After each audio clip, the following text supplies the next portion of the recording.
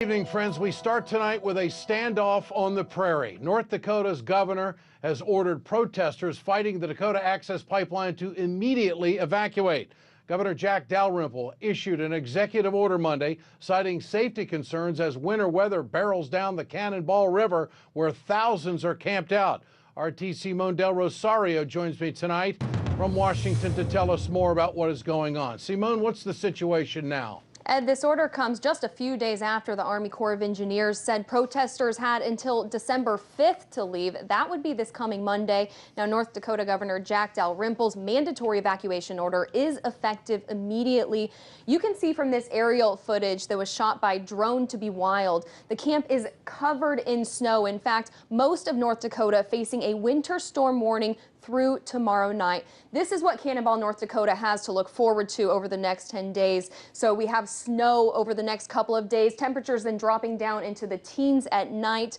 Now, December 5th, that's Monday, that's when this evacuation from the Army Corps of Engineers, that's when they said everyone has to go. And the reason is because the next day, December 6th, temperature is going to get down to 0 degrees at night. It gets worse, down to the negatives. The high on Thursday expected to be 6 degrees. Now, initially it sounded like authorities and protesters would go head-to-head on that evacuation day, with water protectors vowing to stay there. So the Army Corps of Engineers clarified its earlier order, saying it has no plans for forcible removal, but those who choose to stay do so at their own risk, as emergency, fire, medical, and law enforcement response can't be adequately provided in that area.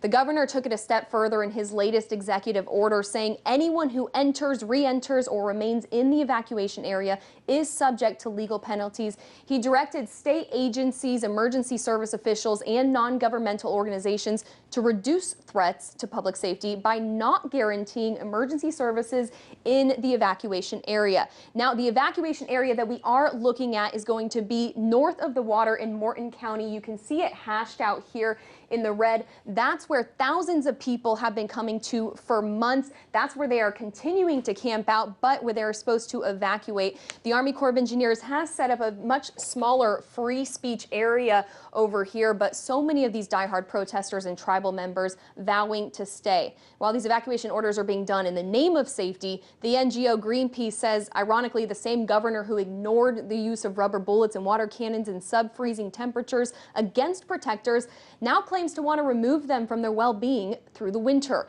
If Governor Dalrymple or the Army Corps of Engineers truly cared about the health and well-being of water protectors, they would put an end to the pipeline once and for all. And while those who stay and ignore these evacuation orders are risking legal repercussions, it does not sound like they will be forcibly removed from the camp.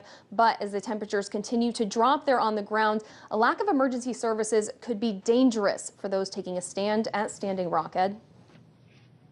All right, Simone, thanks for that report tonight. And